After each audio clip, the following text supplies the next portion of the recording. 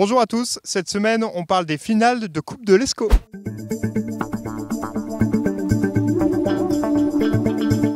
Et on est donc avec Geoffrey, membre du district Escaut. Geoffrey, bonjour. Bonjour à vous. On est ici pour parler d'un événement qui va se tenir les 7 et 8 juin, et ici au Stade de la Liberté, les finales de la Coupe de l'Escaut, en fait des Coupes de l'Escaut, parce qu'il y a 9 finales. C'est ça.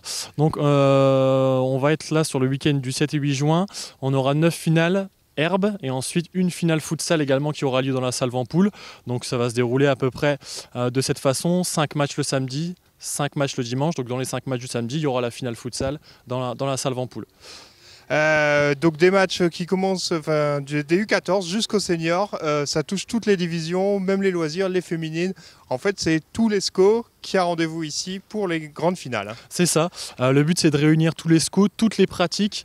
Donc voilà, on a des finales jeunes de U14 à U18, puisqu'en petit, il n'y a pas de compétition. On a les loisirs, donc ce qu'on appelait avant les vétérans, même s'il y a des joueurs parfois un peu plus jeunes. On a les féminines à 8 et on a ensuite la finale futsal. Donc on essaie de réunir vraiment toutes les pratiques, sans oublier bien sûr les seniors, D1, D3 et D4, D6.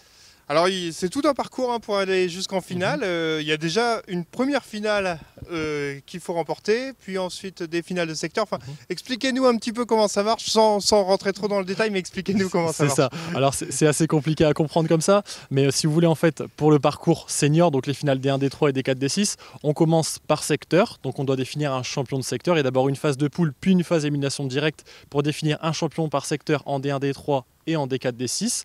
Puis ensuite, on effectue un Final Four avec chaque champion de secteur qui s'affronte sur des demi-finales tirées au sort, bien sûr, pour définir ensuite les finalistes qui nous rejoindront ici à Cambrai le week-end du 7 et 8 juin. Alors quand vous dites par secteur, c'est parce que le district Escaut est composé de 4 secteurs, le Cambrésis, le Douaisis, le Valenciennois et l'Avesnois en fait. C'est ça exactement. On a les 4 secteurs et le but justement sur ces finales, c'est de réunir vraiment tout le monde, que ça vienne de partout entre guillemets. C'est vraiment notre but de réunir un peu tout le monde. On essaye de changer les secteurs chaque année sur les finales, c'est-à-dire de faire une finale dans le Cambrésis, dans le Valenciennois, dans l'Avesnois. Alors là, ça fait 2 ans qu'on fait ça dans le Cambrésis puisqu'on était à Caudry la saison dernière. Mais on essaye vraiment de changer chaque saison. On est chanceux, on accueille 2 fois les finales. Et d'ailleurs, on a une chance encore plus. Ici, c'est un site un peu unique parce que toutes les finales sont au même endroit. C'est ça, c'est vrai. C'est très rare. C'est ce qui est très compliqué à faire, c'est de trouver une salle homologué bien sûr et pouvant accueillir une finale futsal à côté du site. Et là c'est vrai que le site de Cambrai est parfait pour ça.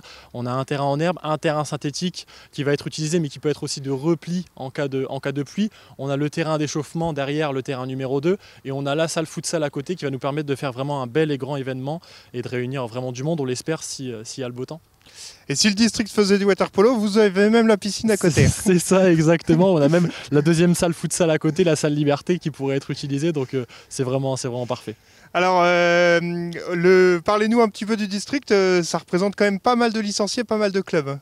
Oui, alors au district, on a à peu près, alors je ne vais pas vous donner un chiffre exact, mais à peu près 250 clubs pour à peu près 40 000 licenciés. On avait dépassé la barre des 40 000 la saison dernière. Je pense qu'on y est actuellement. Donc voilà, c'est vraiment un gros secteur. On est, je pense, le deuxième district des 7 districts des Hauts-de-France. Donc c'est vraiment pas mal.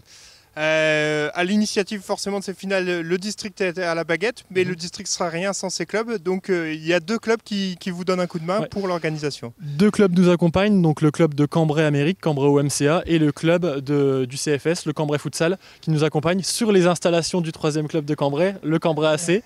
Donc c'est un petit peu atypique, mais les 3 clubs s'entendent bien. Le club de Cambrai AC était très ouvert au fait de nous accueillir et d'accueillir les 2 autres clubs sur son site.